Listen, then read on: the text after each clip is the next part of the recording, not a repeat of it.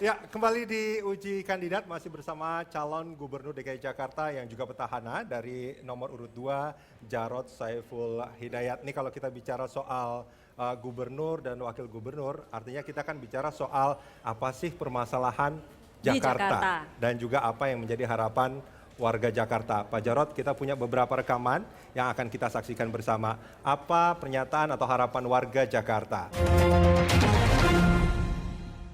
Hampir 7 juta warga DKI Jakarta akan menggunakan hak suaranya untuk memilih siapa yang pantas menjadi gubernur dan wakil gubernur di ibu kota. Apa tanggapan warga DKI tentang potret kota Jakarta saat ini dan apa harapannya untuk pemimpin yang terpilih? Maunya sih Jakarta gitu aman gitu, terutama nggak macet, terutama anak sekolah gitu. Terus kalau kita bikin surat-surat tidak usah dipersulit, kan suka dipersulit gitu ya, berapa hari terus balik lagi gitu. Saya maunya hari itu langsung kelar gitu. Saingannya banyak lah, itu online apa gitu yang bikin sepi susah gitu. Iya, sini masih banjir. Pengangguran juga masih banyak. Sebenarnya buat kita terutama pedagang kecil ya ekonomi menengah ke bawah ya banyak keluhan lah karena harga ini sekarang kan cukup melambung tinggi. Jadi bagi ekonomi menengah ke bawah itu sangat keberatan. Ya, biar nggak ada korupsi-korupsian, kesian dong, cabai aja lagi mahal. Masa orang makan cabai aja dagingnya aja 120, cabai 14, makan apaan? Ada beberapa catatan soal keamanan. Soal urus surat yang harus lebih jangan cepat. berbelit-belit. Terus soal reformasi birokrasi intinya birokrasi. ya. Banjir, transportasi bahkan Ada banyak sekali ya permasalahan yang sebenarnya. Bagi apa namanya? Tadi ada termasuk online juga itu transportasi online juga dianggap sebagai pesaing. Pak Jarod. Ya. Begini, yang kita bangun sekarang adalah untuk menjaga keamanan Jakarta, ini lampu-lampu jalan yang sudah tua-tua itu kita ganti dengan LED semua, supaya terang benderang Jakarta ini. Kita sekarang sudah bangun 89.000 LED. Kemudian CCTV itu sudah kepasang 5.045 unit. Itu udah cukup Pak? Belum cukup. Targetnya berapa? Targetnya kalau CCTV kita akan pasang 12.000 unit. Untuk lampu jalan kita akan pasang 180.000 unit ya. Sekarang sudah separuh kepasang. Kemudian Anda ingat bahwa kita membangun RPTRA. RPTRA itu bukan hanya sekedar ruang publik terpadu ramah anak, tetapi ini untuk meningkatkan kualitas kohesi sosial, ikatan sosial antar warga. Sehingga dia bisa menjaga keamanan di lingkungannya masing-masing. Tapi saya lihat tren kriminalitas di Jakarta itu ada penurunan ya yang cukup banyak, tapi kadang-kadang juga terjadi fluktuasi. Yang kedua tadi persoalan, betul tadi Kang Yayat mengatakan rakyat Jakarta itu pinginnya cepat, tepat, akurat. Oleh sebab itu di Jakarta itu dibentuklah yang dengan disebut PTSP. Kita mengandaikan bahwa PTSP ini, petugas PTSP itu seperti maklar yang nanti akan melayani seluruh pelayanan administrasi yang ada di masyarakat. Bahkan sekarang ada PTSP yang mobile, karena masyarakat Jakarta itu sibuk. Sehingga pada jam-jam sibuk dia tidak mau ngurus ya, maka kita yang antar. Tetapi yang mendapat perhatian dari kita adalah kalau mau mengurus surat harus yang bersangkutan. Oke, itu termasuk catatan yang tadi dikatakan oleh Pak Yayat, bagaimana sebenarnya membangun infrastrukturnya sudah berjalan, tetapi membangun budaya masyarakat, membangun manusianya itu. Apa sih sebenarnya kesulitan yang dihadapi oleh Pak Basuki dan Pak Jarod dalam menghadapi warga Jakarta? Jakarta ini heterogen, multi etnis, multikultur, datang dari mana-mana. Pagi PPSU, kemudian Badan Air, Dinas Air berjalan untuk bersihkan sampah. Di sungai-sungai selokan bersih nih, jam 9, 10 bersih, 12 bersih. Tapi jam 2 itu di hari yang sama ya Pak? Lagi. Iya, makanya PPSU ya, itu kemudian kita sistem shift, dua kloter. Oke, kita tanya Pak Yayat tadi mau menambahkan sesuatu. Gini, yang menarik adalah jangan sampai Jakarta ini pola pelayanannya masih konvensional. Dia harus smart city. Smart city berarti smart people.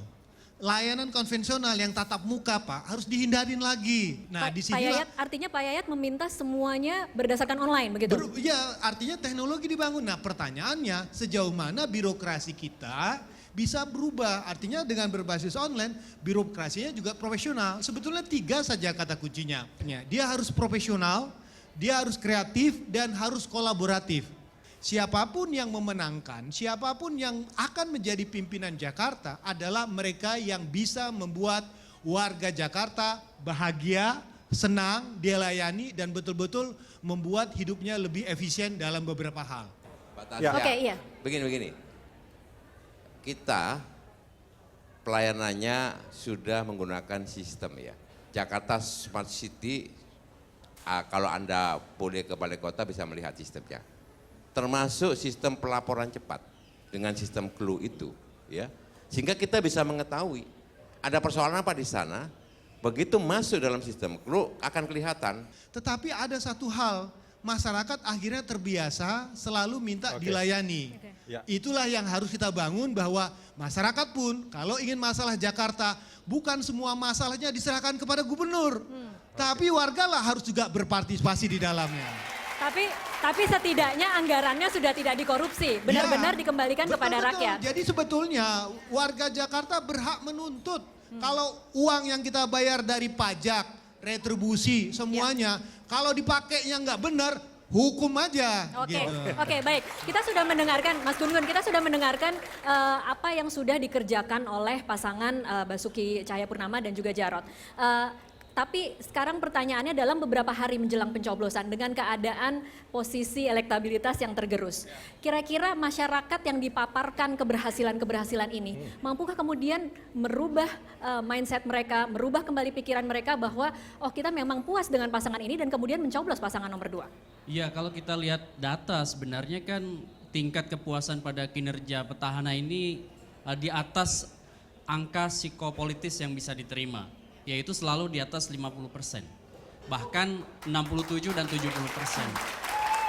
Artinya apa? Kalau kita lihat data tingkat kepuasan pada kinerja, ini kan berarti sebenarnya modal politik petahana. Iya.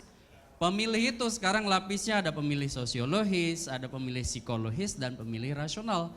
Bayangin pasangan nomor urut 2 harus berhadapan dengan satu treatment politik yang langsung memersuasi pemilih psikologis dan sosiologis ini secara konkret. Misalnya, bantuan langsung sementara. Maka kemudian sekarang tentu di menjelang akhir masa kampanye karena 3 hari sebelum pencoblosan adalah masa tenang, harus ada satu skema kampanye yang jauh lebih bisa mendekati komunitas terutama di basis pemilih sosiologis dan psikologis. Problem ini yang kemudian harus diatasin, strategic communications yang bagus selama terutama tanpa sebenarnya harus mengubah, karena karakter itu kan sudah melekat ya pada masing-masing orang seperti pada debat pertama misalnya. Itu kan agresivitas verbal pasangan nomor urut 1 dan nomor urut 2 kepada petahana luar biasa. Banyak sekali antitesis, kritik terhadap beberapa program yang sudah dieksekusi petahana. Kemudian saya lihat beberapa komentar yang kemudian menunjukkan argumentasi Pak Ahok itu kembali ke gayanya. Karena spontan, kelebihannya adalah genuine, tetapi kelemahannya sering kontroversial. Oke, nah itu gimana Pak Jarot? Silakan. Jadi begini ya, kami memandang DKI Jakarta ini bukan hanya persoalan menang kalah dalam pemilihan gubernur. Tapi ini adalah masalah pertaruhan. Pertaruhan tentang ideologi kita, Pancasila. Kalau ini dipersoalkan di ibu kota negara ini, berbahaya. Ya. Oleh karena itu, saya pribadi gitu ya, menjadi terhormat, menjadi tertantang dan menjadi tambah semangat. Ketika persoalan ini dibawa-bawa, ya, kita akan menunjukkan bahwa apapun sukumu, apapun agamamu, ya, apapun latar belakangmu itu tidak penting. Yang penting adalah apa yang telah kau perbuat dan bermanfaat bagi masyarakat. Menarik. Pak Jarot, Kalau tadi ya, kalau Pak Jarod mengatakan bahwa Pilkada DKI Jakarta ini bukan soal menang kalah, menurut saya ini justru soal menang kalah karena kalau misalkan pasangan itu punya niat baik, punya tahu bagaimana menyelesaikan masalah Jakarta, maka kemenangan itu menjadi sesuatu yang harus dilakukan. Kita akan sambung ini nanti di segmen berikut Pak Jarod. Pemirsa jangan kemana-mana, Uji Kandidat akan kembali sesaat lagi.